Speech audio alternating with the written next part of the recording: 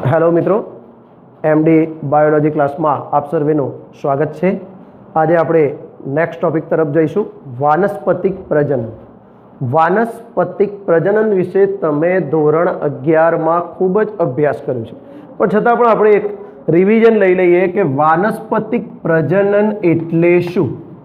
વાનસ્પતિક પ્રજનન એટલે શું? તો સૌથી પહેલા આપણે એની વ્યાખ્યા જોઈએ કે વનસ્પતિના મૂળ, પ્રકાંડ, પર્ણ કે કલિકામાંથી નવી વનસ્પતિ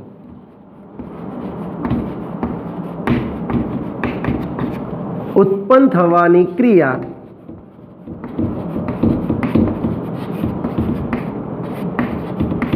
એટલે વાનસ્પતિક પ્રજનન। ક્લિયર થઈ ગયું મિત્રો? યાદ આવી ગયું? વનસ્પતિના મૂળ, પ્રકાંડ, પર્ણ કે કલિકામાંથી નવી વનસ્પતિનું સર્જન થવાની ક્રિયા એટલે વાનસ્પતિક પ્રજનન। હવે આપણી એનસીઈઆરટીમાં પ્રશ્ન પૂછ્યો છે કે વાનસ્પતિક પ્રજનન શું એ અલિંગી પ્રજનન છે? વાનસ્પતિક પ્રજનન દ્વારા ઉત્પન્ન થતી સંતતિ ક્લોન છે? હા, એકદમ સીધી સાદી વસ્તુ છે।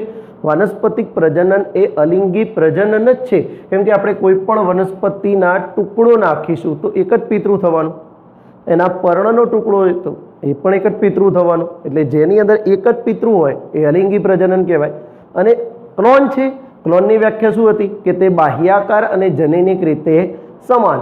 તમે આંબલીના મૂળનો ટુકડો વાવો તો જે આંબલીના મૂળનો ટુકડો તમે જમીનમાં વાવ્યો હશે એ જ ક્વોલિટીની આંબલી થવાની છે, તો એ ક્લોન પણ કહી શકાય। એટલે આપણા એનસીઈઆરટીમાં જે પ્રશ્ન છે એનો જવાબ મળી જાય કે અલિંગી પ્રજનન, વાનસ્પતિક પ્રજનન એ અલિંગી પ્રજનન જ છે અને ઉત્પન્ન થતી સંતતિ એ ક્લોન છે। ઓકે મિત્રો, ખ્યાલ આવી જાય। હવે એક મુદ્દો એ થાય કે વાનસ્પતિક પ્રજનન શબ્દ અલિંગી પ્રજનન અને વાનસ્પતિક પ્રજનન બંને સરખા જ છે, તો પછી આપણે વાનસ્પતિક પ્રજનન અલગ શબ્દ કેમ વાપરવો પડ્યો? તો એમ કહેવાય કે પ્રાણીઓ માટે અલિંગી પ્રજનન શબ્દ સરસ રીતે સેટ થાય છે, પણ વનસ્પતિઓની અંદર આપણે અલિંગી પ્રજનનની જગ્યાએ વાનસ્પતિક પ્રજનન શબ્દ વાપરીશું। કયો શબ્દ વાપરીશું? વાનસ્પતિક પ્રજનન। હવે વાનસ્પતિક પ્રજનન વિશે આપણે ધોરણ 11 માં ઘણો બધો અભ્યાસ કર્યો છે કે ભાઈ વાનસ્પતિક પ્રજનનમાં કઈ કઈ બાબતોનો સમાવેશ થાય છે। તો કદાચ તમને થોડા ઘણા ઉદાહરણો યાદ હશે, થોડા પ્રકારો યાદ હશે, પણ છતાં પણ આપણી બુકની અંદર જે આપ્યા છે એની અંદર થોડીક વાત કરી લઉં કે ભાઈ વાનસ્પતિક પ્રજનનની અંદર કેટલાક ઉદાહરણો કે ભાઈ સૌથી પહેલાં આપણે એક વાત કરીએ, આપણી બુકમાં આપ્યું છે કે વાનસ્પતિક પ્રજનનમાં ભૂસ્તારી, ભૂસ્તારિકા, અધોભૂસ્તારી, વીરો, ગ્રંથિલ વગેરે જે દ્વારા ગ્રંથિલ પણ લઈ લઈએ આપણે, ગાંઠામૂળી, આ વગેરે દ્વારા નવી વનસ્પતિનું સર્જન થાય છે। તો આ બધી જે રચનાઓ છે એને આપણે વાનસ્પતિક પ્રસર્જક કહીશું। આ બધી જ રચનાઓને શું કહીશું આપણે? વનસ્પતિ પ્રસર્જક। વનસ્પતિ પ્રસર્જક આ બધી રચનાઓને આપણે શું કહીશું? વનસ્પતિ પ્રસર્જકો અથવા વનસ્પતિ પ્રસર્જક તરીકે ઓળખીએ છીએ। ભૂસ્તારી, ભૂસ્તારિકા, અધોભૂસ્તારી, વીરો, ગ્રંથિલ, ગાંઠામૂળી આ તમામ જે પદ્ધતિઓ છે એના આ પદ્ધતિઓ દ્વારા નવી વનસ્પતિનું સર્જન થાય છે, અને આ જે રચનાઓ છે આ નવી વનસ્પતિ સર્જે છે, આ રચનાઓને વનસ્પતિ પ્રસર્જક તરીકે આપણે ઓળખીએ છીએ। ઓકે મિત્રો, ખ્યાલ આવી જાય? આના વિશે હજુ ઉદાહરણો લેવાના છે આપણે, પણ એ બીજી પદ્ધતિની અંદર આપણે આગળ સમજીએ ત્યારે લઈએ છીએ। પણ અહીંયા ભૂસ્તારી, ભૂસ્તારિકા, અધોભૂસ્તારી, વીરો, ગ્રંથિલ અને ગાંઠામૂળી આ બધી જ જે પદ્ધતિઓ છે એ કુદરતી પદ્ધતિઓ છે। તો મારે આ મુદ્દો નીટ સુધી લઈ જવો છે એટલે હું એનસીઈઆરટી થી થોડુંક આગળ તમને લઈ જવા પ્રયત્ન કરું છું કે આ જે મુદ્દો આપણે ભણ્યા વાનસ્પતિક પ્રસર્જકો, એ વાનસ્પતિક પ્રસર્જકો તો આપણી બુકની અંદર આપેલો છે. આ જે પદ્ધતિઓ છે એ પદ્ધતિઓની અંદર આપણે જાણીએ છીએ કે એક જ સજીવ ભાગ લે છે એટલે એ અલિંગી પ્રજનન જ છે. હવે અહીંયા આપણે આગળ જઈએ તો વનસ્પતિક પ્રજનન જે છે એ વાનસ્પતિક પ્રજનનની પદ્ધતિઓ કેટલી? તો વાનસ્પતિક પ્રજનનની આ નીટ માટેનો મુદ્દો છે, આપણી બુકમાં થોડોક ઉલ્લેખ કરેલો છે, થોડોક વધારે હું ઉલ્લેખ કરીશ. વાનસ્પતિક પ્રજનન માટેની આમ તો બે પદ્ધતિઓ છે, એક કુદરતી અને એક કૃત્રિમ. કુદરતી પદ્ધતિઓની વાત કરું તો કુદરતી પદ્ધતિઓમાં વાનસ્પતિક પ્રજનનની કુદરતી પદ્ધતિઓ કઈ રીતે થાય? તો આપણે વાનસ્પતિક પ્રજનનની વ્યાખ્યા યાદ કરીએ કે વનસ્પતિના મૂળ, પ્રકાંડ, પર્ણ કે કલિકામાંથી નવી વનસ્પતિ સર્જન થવાની ક્રિયા એટલે વાનસ્પતિક પ્રજનન.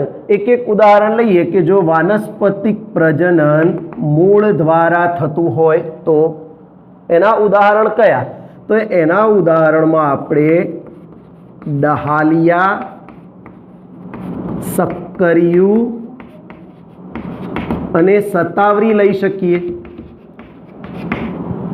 ડહાલિયા, સક્કરિયું અને સતાવરી ધોરણ 11 ની અંદર તમે ભણ્યા હશો કે ભાઈ સક્કરિયું છે એ સરળ સાકંદ મૂળ છે, ડહાલિયા એ ગુચ્છાદાર સાકંદ મૂળ છે. આપણે એનો થોડો ઘણો ડહાલિયાનો એમનો થોડોક હાઇલાઇટ આપી દઉં તમને કે ભાઈ આ ડહાલિયા જે છે એ ડહાલિયા આ રીતે ઉત્પન્ન થતી એક ગુચ્છાદાર સાકંદ મૂળની વનસ્પતિ છે. સક્કરિયા વિશે આપણે બધા જ જાણીએ છીએ એટલે સક્કરિયાનું હું તમને બતાવતો નથી, પણ તમે સમજી જશો કે સક્કરિયાનું ઉદાહરણ ધોરણ 11 માં ભણ્યા છીએ કે ડહાલિયા ગુચ્છાદાર સાકંદ મૂળનું ઉદાહરણ છે એટલે કે તે મૂળ દ્વારા વાનસ્પતિક પ્રજનન કરે છે. પ્રકાંડની વાત કરીએ કે ભાઈ પ્રકાંડ દ્વારા વાનસ્પતિક પ્રજનન કરતા હોય એવા ઉદાહરણ કયા? તો કે આપણે લઈ શકીએ સુરણ, બટાટા, આદુ, હળદર. સુરણ, બટાટા, આદુ, હળદર આ બધા પ્રકાંડ દ્વારા વાનસ્પતિક પ્રજનન કરે છે. કોના દ્વારા વાનસ્પતિક પ્રજનન કરે છે? પ્રકાંડ દ્વારા વાનસ્પતિક પ્રજનન કરે છે. એમાં આપણે થોડીક હાઇલાઇટ બટાકા પર કરીશું કારણ કે બટાકાની આકૃતિ આપણી બુકની અંદર આપેલી છે કે બટાકાની ઉપર, બટાકાની જે રચના છે એની ઉપર એક કલિકાઓ જોવા મળે છે. કલિકા એટલે કે આંખ, સાદી ભાષામાં આંખ કહીએ છીએ આપણે. તો કલિકા અથવા તો આંખ જેને બડ કહેવાય એના દ્વારા વાનસ્પતિક પ્રજનન થાય છે. એના દ્વારા વાનસ્પતિક પ્રજનન થાય છે. એટલે બટાકામાં કોના દ્વારા? તો આ એની કલિકા છે, કલિકા ઉગી ગઈ છે અને આ એની આંખ અથવા તો કલિકા બટ્સ, એના અંદરથી નવી વનસ્પતિનું સર્જન થાય છે. ઓકે, ખ્યાલ આવી જાય. તો બટાકા, આ ઉપરાંત આદુની વાત કરીએ છીએ તો આદુ એટલે કે એને ગાંઠા મૂડી કહેવાય. એની અંદર કેવી રીતે કામ કરે કે ભાઈ આદુ જે છે એ જમીનની અંદર જ્યારે નાખવામાં આવે ત્યારે તેની ગાંઠો ભીની જમીનના સંપર્કમાં આવી અને નવી રચનાઓ પેદા કરે છે અને એ ગાંઠો દ્વારા ઉત્પન્ન થાય એટલે એને ગાંઠા મૂડી તરીકે ઓળખવામાં આવે છે. આદુને આપણે કયા નામે ઓળખીએ છીએ? ગાંઠા મૂડી. અથવા એના માટે એક શબ્દ વપરાય છે રાઇઝોમ. કયો શબ્દ વાપરીશું આપણે? રાઇઝોમ. હળદર પણ એ જ રીતે વિકાસ પામે છે, હળદર પણ એ જ રીતે વિકસે છે.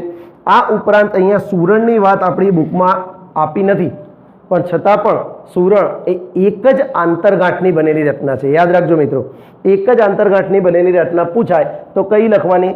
સુરણ. એક જ આંતરગાંઠની બનેલી રચના, એક જ આંતરગાંઠની બનેલી રચના પૂછાય તો કઈ આવશે? સુરણ. ઓકે, ખ્યાલ આવી ગયો. સૌથી પહેલા મૂળ દ્વારા વાનસ્પતિક પ્રજનનનું પૂછાય તો ડહાલિયા, સક્કરિયું, સતાવરી. પ્રકાંડ દ્વારા પૂછાય તો સુરણ, બટાટા, આદુ હળદર વગેરે. એના અંદર બટાકાની અંદર આંખ અથવા તો કલિકા દ્વારા નવી વનસ્પતિનું સર્જન થાય. આદુ અને હળદરમાં ગાંઠામૂળી અથવા રાઇઝોમ દ્વારા વનસ્પતિનું સર્જન થાય. સુરણ એક જ આંતરગાંઠની બનેલી રચના છે. હવે પ્રકાંડ પછી આવે છે પર્ણ. પર્ણની વાત કરીએ તો પર્ણ હું અહીંયા કૃત્રિમ હમણાં થોડાક સમય માટે ભૂસી નાખું છું મિત્રો. પર્ણની વાત કરીએ તો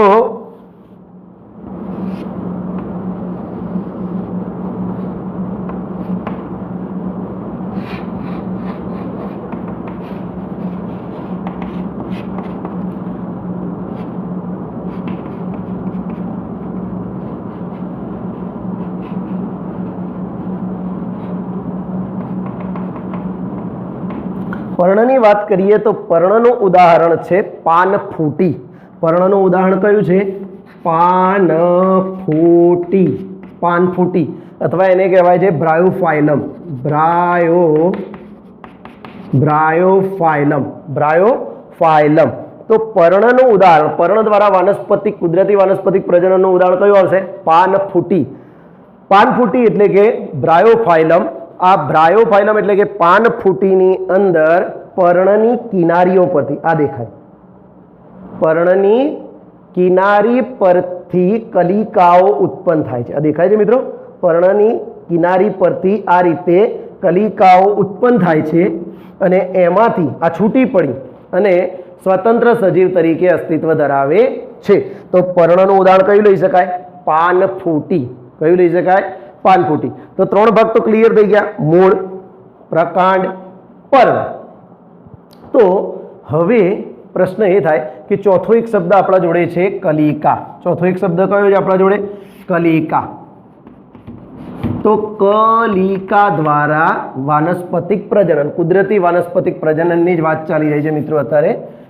કુદરતી વાનસ્પતિક પ્રજનનમાં મૂળ, પ્રકાંડ અને પર્ણ પતી ગયું. હવે કલિકા, મૂળ, પ્રકાંડ અને પર્ણ પછી કલિકાની દ્વારા વાનસ્પતિક કુદરતી વાનસ્પતિક પ્રજનન કઈ રીતે થાય?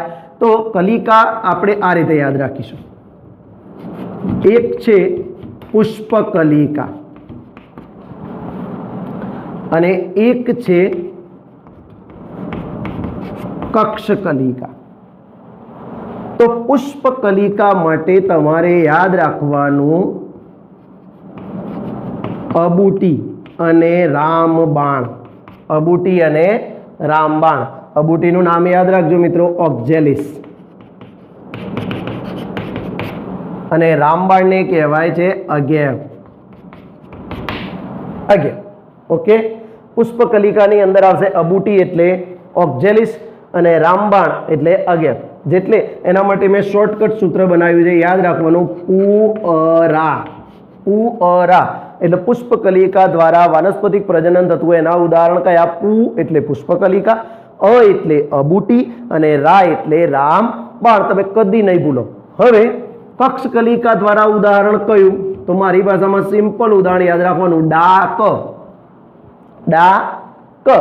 ડા એટલે ડાયોસ્કોરિયા, કનક. ડા એટલે ડાયોસ્કોરિયા અને આ ડાયોસ્કોરિયા એ ડાયોસ્કોરિયાની કક્ષકલિકા અથવા કનકની અંદર કક્ષકલિકા જોવા મળે છે. એટલે એનું સૂત્ર યાદ રાખવાનું, ડાક. એટલે કદી પણ ભૂલ પડશે નહીં કે ભાઈ કલિકા દ્વારા વાનસ્પતિક પ્રજનન પૂજાય, તરત જ તમને યાદ આવશે ડાયોસ્કોરિયા, કનક. હા, એના અંદર કક્ષકલિકા છે.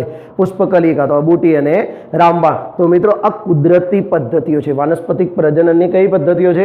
કુદરતી પદ્ધતિઓ. કુદરતી પદ્ધતિઓની અંદર સૌથી પહેલા મૂળ, પછી પ્રકાંડ, પછી પર્ણ અને પછી કલિકા. ડહાલિયા, સક્કરિયું, સતાવરી. પ્રકાંડમાં સુરણ, બટાટા, આદુ, હળદર. પર્ણમાં પાનફૂટી અથવા બ્રાયોફાઇલમ. પછી કલિકામાં પુષ્પકલિકા અને કક્ષકલિકા. ઓકે મિત્રો, ખ્યાલ આવી ગયો? હવે આપણે આ ઉપરાંત કેટલી અન્ય કુદરતી પદ્ધતિઓ પણ છે, અન્ય કેટલીક કુદરતી પદ્ધતિઓ છે તેના વિશે પણ આપણે જોઈ લેવાનું છે. એના અંદર આગળ આપણે નામ લીધા એ જ અન્ય કુદરતી પદ્ધતિઓ. અન્ય પદ્ધતિઓ કઈ? તો અન્ય પદ્ધતિઓમાં એક આવશે ભૂસ્તારી, બીજું આવશે ભૂસ્તારિકા ત્રીજું આવશે અધોભૂસ્તારી અને ચોથું આવશે વીરો. આ અન્ય પદ્ધતિઓ છે. જ્યારે કુદરતી પદ્ધતિઓ સાથે ટૂંક નોંધ પૂછાય, કદાચ ના પૂછાય પણ છતાં પણ કદાચ માહિતી માગી લે તો અન્ય કુદરતી પદ્ધતિઓમાં પહેલું છે ભૂસ્તારી. ધોરણ 11માં તમે ભણ્યા છો. ભૂસ્તારી યાદ હોવું જોઈએ.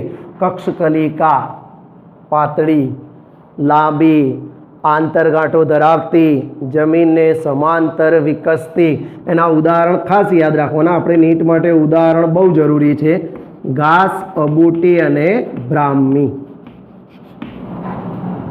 ભૂસ્તારિકા જળ શૃંખલા અને જળકુંભી.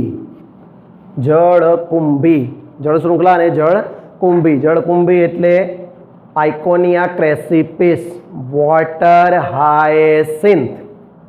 અધોભૂસ્તારીમાં લખીશું આપણે ફુદીનો. શું લખીશું? ફુદીનો. અને વિરોહમાં લખીશું આપણે હંસરાજ. હંસરાજ પણ લઈ શકાય અને સ્ટ્રોબેરી પણ લઈ શકાય. તો ઘણા બધા ઉદાહરણો આપણને અન્ય પદ્ધતિઓની અંદર પ્રાપ્ત થાય છે. ઓકે મિત્રો, ખ્યાલ આવી ગયો. હવે આ કુદરતી પદ્ધતિઓ પૂછાય તો કુદરતી પદ્ધતિઓમાં સૌથી પહેલાં આપણે મૂળ દ્વારા, પ્રકાંડ દ્વારા, પર્ણ દ્વારા, કલિકા દ્વારા એ તો લખી જ દેવાની. સાથે સાથે અન્ય કુદરતી પદ્ધતિઓમાં ભૂસ્તારી, ભૂસ્તારિકા, અધોભૂસ્તારી અને વીરો એ પણ આપણે લખી દઈશું. ઓકે મિત્રો, ખ્યાલ આવી જાય, ક્લિયર થઈ જાય. પછી આના પછી આપણે કૃત્રિમ પદ્ધતિઓ ભણવાની છે. પણ કૃત્રિમ પદ્ધતિઓ ભણતા પહેલા આપણી ચોપડીમાં એક ટોપિક છે, ટેરર ઓફ બંગાળ. કદાચ પૂછાય કે ભાઈ ટેરર ઓફ બંગાળ તરીકે કોને ઓળખવામાં આવે છે? તો એનું નામ છે જળકુંભી. એનું બીજું નામ છે આઇકોનિયા ક્રેસિપિસ. આ જે વનસ્પતિ છે એને ટેરર ઓફ બંગાળ કેમ કહેવામાં આવે છે? કેમ કે આ જે વનસ્પતિ છે, આ વનસ્પતિ સુંદર પુષ્પો અને સુંદર પર્ણો ધરાવે છે. એ માટે એને વિદેશમાંથી ભારતમાં લાવવામાં આવી અને ભારતના જલીય નિવાસસ્થાનોમાં એને ઉછેરવામાં આવી. પરંતુ આ વનસ્પતિનો વૃદ્ધિ દર એટલો બધો ઝડપી હતો કે આ આખી વનસ્પતિ આખા જલીય નિવાસસ્થાન પર છવાઈ ગઈ. સાથે સાથે તેણે પાણીમાંથી ઓક્સિજન મેળવવાનું શરૂ કર્યું. એના કારણે પાણીમાંથી ઓક્સિજન શું થઈ ગયું? ઓછો થયો. અને પાણીમાં રહેલી માછલીઓનું મૃત્યુ થાય છે. પાણીમાં રહેલી માછલીઓનું શું થાય છે? મૃત્યુ થાય છે. પાણીમાં રહેલી માછલીઓનું મૃત્યુ થાય. એટલા માટે બંગાળની અંદર જ્યારે ઉછેરવામાં આવી આઇકોનિયા ક્રેસિપિસ, ત્યારે એટલા માટે ત્યાં માછલીઓનું મોટા પ્રમાણમાં મૃત્યુ થયું અને તેનો મુખ્ય આહાર કયો હતો? માછલી. એટલે તેને ટેરર ઓફ બંગાળ તરીકે ઓળખવામાં આવે છે. શું કરતી હતી આ વનસ્પતિ? આ નીટમાં પૂછાયેલો પ્રશ્ન છે કે આ વનસ્પતિ પાણીમાંથી ઓક્સિજન પ્રાપ્ત કરી લેતી હતી. એના કારણે જલીય જીવોનું મૃત્યુ થતું હતું, જેને જળકુંભી અથવા આઇકોનિયા ક્રેસિપિસ, જલીય નિંદામણ અને વોટર હાયસિન્થ તરીકે પણ ઓળખવામાં આવે છે. આ બધા જ નામ યાદ રાખવાના છે મિત્રો. Terror of Bengal. અને આ વનસ્પતિ કઈ રીતે વિસ્તાર પામતી હતી? તો જવાબ આવી રહ્યો ભૂસ્તારિકા. ભૂસ્તારિકાની વ્યાખ્યા ખબર હોય તો આપણને ઓટોમેટિક ખ્યાલ આવી જાય કે ભાઈ જલીય વનસ્પતિઓ જે હતી એ જલીય વનસ્પતિઓ પાણીની અંદર એની કક્ષકલિકા જાડી, ટૂંકી અને જમીનની અંદર મોટા પ્રમાણમાં વિસ્તાર પામીને ફેલાય છે। ઓકે મિત્રો, ખ્યાલ આવી જાય। આ થઈ ગયું ટેરર ઓફ બંગાળ। અને યાદ રાખજો, આ ટેરર ઓફ બંગાળ કઈ વાનસ્પતિક પદ્ધતિ દ્વારા વિકાસ પામે છે?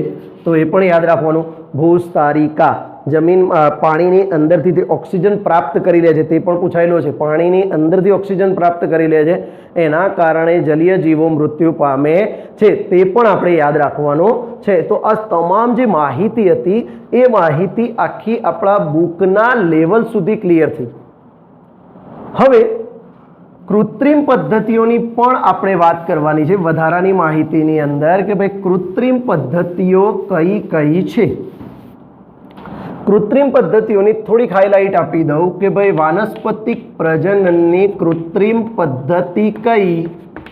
તો વાનસ્પતિક પ્રજનનની કૃત્રિમ જે પદ્ધતિ છે એ કૃત્રિમ પદ્ધતિઓમાં પહેલા વ્યાખ્યા જોઈ લઈએ। વ્યાખ્યા એ જ છે વનસ્પતિ કૃત્રિમ પદ્ધતિ બે રીતે કામ કરશે, પરંતુ એ કૃત્રિમ રીતે કામ કરશે। પહેલા જે ભણાય બધી પદ્ધતિઓ કુદરતી રીતે કુદરતમાં કામ કરી રહી છે, અને આપણે જે અત્યારે આ પદ્ધતિઓની વાત કરીએ છીએ કૃત્રિમ રીતે માનવ દ્વારા વનસ્પતિના મૂળના ટુકડા, વનસ્પતિના પ્રકાંડના ટુકડા, વનસ્પતિના વિવિધ ભાગોના ટુકડા જમીનમાં ઉછેરીને નવી વનસ્પતિ ઉત્પન્ન કરવામાં આવે છે, જેને કૃત્રિમ પદ્ધતિ તરીકે ઓળખવામાં આવે છે। તેના કેટલાક પ્રકારો જોઈ લઈએ। એના અંદર એક છે કલમ, બીજું છે દાબ કલમ, એક છે આરોપણ। આ મુદ્દાઓ તમે નીચલા ધોરણમાં પણ ભણ્યા છો અને 11મા ધોરણમાં પણ આપણે થોડી ઘણી હાઇલાઇટ મેળવી છે કે ભાઈ કલમ કરવી કોને કહેવાય? કલમ કરવી કોને કહેવાય? તો કલમ કરવી કોને કહેવાય? તો વનસ્પતિના ભાગના ટુકડા કરીને જમીનમાં વાવવામાં આવે। હું ડાયરેક્ટ ઉદાહરણ પર થોડુંક વધારે ભાર આપું છું કેમ કે કામ લાગશે નીટમાં। વ્યાખ્યા તો આપણને ખબર જ છે। તો જો મૂળના ટુકડાની કલમ કરવામાં આવે અને એમાંથી નવી વનસ્પતિ ઉત્પન્ન કરવામાં આવે તેના ઉદાહરણ કયા? તો આંબલી અને લીંબુ।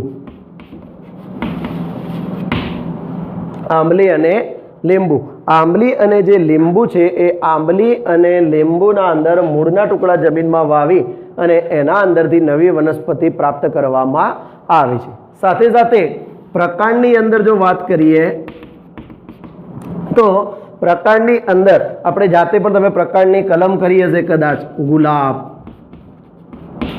ચીની ગુલાબ, આ વગેરેની આપણે કલમ કરી અને આપણે પ્રકાંડ દ્વારા કલમ કરી શકીએ છીએ। ગુલદાઉદી પણ લઈ શકાય વગેરે। સાથે સાથે આપણે દાબ કલમની વાત કરીએ। દાબ કલમ કોને કહેવાય? દાબ કલમ તમને યાદ હશે કે દાબ કલમમાં શું હતું? એક એક્ઝામ્પલ લઈને સમજાવું કે ભાઈ જો વનસ્પતિની જમીન નજીક રહેલી શાખાને એવી રીતે વાળવામાં આવે, જમીન નજીક રહેલી શાખાને એવી રીતે વાળવામાં આવે કે તેનો અમુક ભાગ જમીનમાં રહે અને એનો ટોચનો ભાગ જમીનની બહાર રહે, અને જમીનમાં રહેલા ભાગને માટીમાં દબાવી દેવામાં આવે અને ટોચનો ભાગ બહારની તરફ રાખવામાં આવે। જ્યારે જમીનમાં રહેલા ભાગમાંથી મૂળ ઉત્પન્ન થાય ત્યારે તેને મૂળ છોડથી કાપીને અલગ કરી દેવામાં આવે અને નવી વનસ્પતિ તરીકે સર્જન થાય છે। તો આ તમામે તમામ બાબતો દાબ કલમમાં આવશે। એના અંદર પણ ગુલાબ, લીંબુ, જાસૂદ, દ્રાક્ષ વગેરે જેવી વનસ્પતિઓની અંદર આપણે દાબ કલમની ક્રિયા કરી શકીએ છીએ।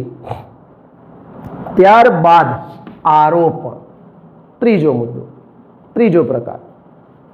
જે વનસ્પતિઓમાં ખાસ એક મુદ્દો યાદ રાખવાનો, મૂળ સરળતાથી ઉત્પન્ન ન થતા હોય તેવી વનસ્પતિઓમાં આરોપણ કરવામાં આવે છે। મૂળ સરળતાથી ઉત્પન્ન ન થતા હોય તેવી વનસ્પતિઓમાં આરોપણ કરવામાં આવે છે। તો આ આરોપણની ક્રિયા મૂળ સરળતાથી ઉત્પન્ન થતા હોય તેમાં કરવામાં આવે છે। સાથે સાથે ઈચ્છિત લક્ષણો ધરાવતી વનસ્પતિ પ્રાપ્ત કરવામાં આવે છે। આ પદ્ધતિમાં શું કરવામાં આવે છે કે બે જુદી જુદી વનસ્પતિઓ લેવામાં આવે છે, બે જુદી જુદી વનસ્પતિઓ લેવામાં આવે છે, લાઈક ધીસ, બે જુદી જુદી વનસ્પતિઓ લેવામાં આવે અને બંનેને એકબીજા સાથે જોડી દેવામાં આવે છે। બંનેને એકબીજા સાથે શું કરવામાં આવે છે? જોડી દેવામાં આવે છે। આ પદ્ધતિને આરોપણ કહે છે। આ પદ્ધતિને શું કહે છે? આરોપણ। આરોપણ કઈ વનસ્પતિઓમાં કરીશું? જેમાં મૂળ સરળતાથી ઉત્પન્ન ન થતા હોય એવી વનસ્પતિમાં આરોપણ કરવામાં આવે છે। સાથે સાથે આ વનસ્પતિઓની અંદર ઈચ્છિત લક્ષણો પ્રાપ્ત કરવા માટે આરોપણ કરવામાં આવે છે। આ ઉપરાંત બે જુદી જુદી વનસ્પતિઓને એકબીજા સાથે જોડવામાં આરોપણ કરવામાં આવે છે। આંબો, સફરજન, નારંગી, લીંબુ વગેરેની અંદર આરોપણ કરવામાં આવે છે। એના ઉદાહરણ લઈએ તો આંબો, સફરજન, નારંગી, લીંબુ વગેરેની અંદર આરોપણની ક્રિયા કરી શકાય છે। ખ્યાલ આવી જાય? ઓકે થઈ જાય કે ભાઈ કલમની અંદર મૂળ કે પ્રકારના ટુકડા જમીનમાં વાવીને એમાંથી નવી વનસ્પતિ પ્રાપ્ત કરી શકાય। દાબ કલમમાં જમીનની નજીક રહેલી શાખાને જમીનમાં દાબીને નવી વનસ્પતિ ઉત્પન્ન કરી શકાય। આરોપણમાં મૂળ સરળતાથી ઉત્પન્ન ન થતા હોય એવી વનસ્પતિમાં આપણે આરોપણ કરી શકીએ। ઈચ્છિત લક્ષણો પ્રાપ્ત કરવા માટે આરોપણ કરી શકીએ। બે જુદી જુદી વનસ્પતિઓને જોડીને આપણે આરોપણ કરી શકીએ। તો આ આરોપણની ક્રિયા છે।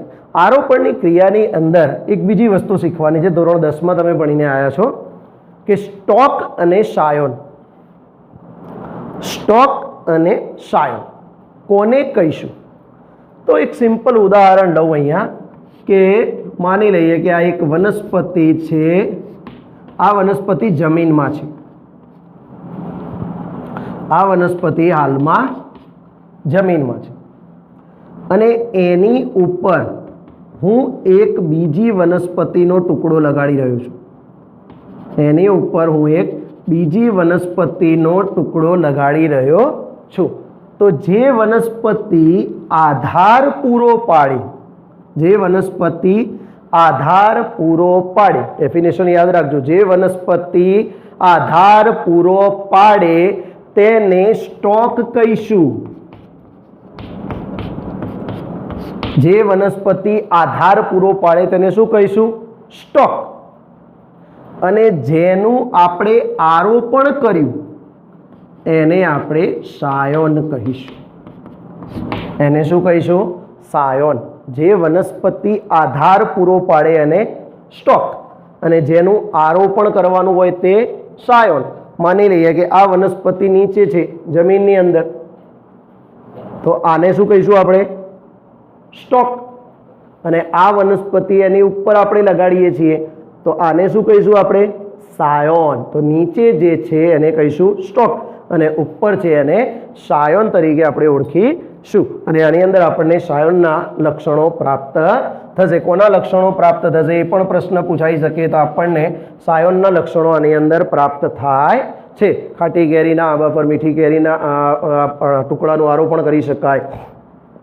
નારંગીમાં, સફરજનમાં, લીંબુ પર આરોપણની ક્રિયા ખૂબ જ નોર્મલ છે, કરવામાં આવે છે। બાગ બગીચાની અંદર આ ક્રિયા કરવામાં આવે છે। તો મિત્રો આ આખું આપણું વાનસ્પતિક પ્રજનન થયું, જે આપણી બુકમાં નથી। એ તમામ બાબતો પણ મેં સાંકળી લીધી। તમારે કોઈ બીજી બુક વાંચવાની જરૂર પડશે નહીં।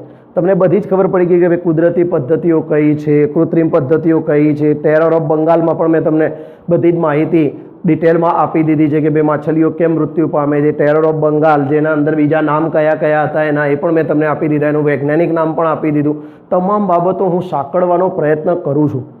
લેક્ચર એક બે વખત સાંભળશો તો લગભગ તમને બધું જ મોઢે થઈ જશે, પણ પ્રયત્ન કરો। બીજી કોઈ બુક વાંચવાની જરૂર પણ નથી। હવે લાસ્ટ ટોપિક કે આપણે આખું જે વાનસ્પતિક પ્રજનન ભણ્યા, તો એ વાનસ્પતિક પ્રજનન કેમ કરવામાં આવે છે? વાનસ્પતિક પ્રજનનના ફાયદા શું? વાનસ્પતિક પ્રજનનના ફાયદા કયા કયા? તો વાનસ્પતિક પ્રજનનથી પહેલો ફાયદો નંબર 1, પિતૃ પેઢી જેવી સંતતિ પ્રાપ્ત કરવા માટે વાનસ્પતિક પ્રજનનના ફાયદા. નંબર 1, પિતૃ જેવી સંતતિ પ્રાપ્ત કરવા માટે. નંબર 2, જે વનસ્પતિઓના બીજ નબળી ઉત્તરજીવિતા દર્શાવતા હોય,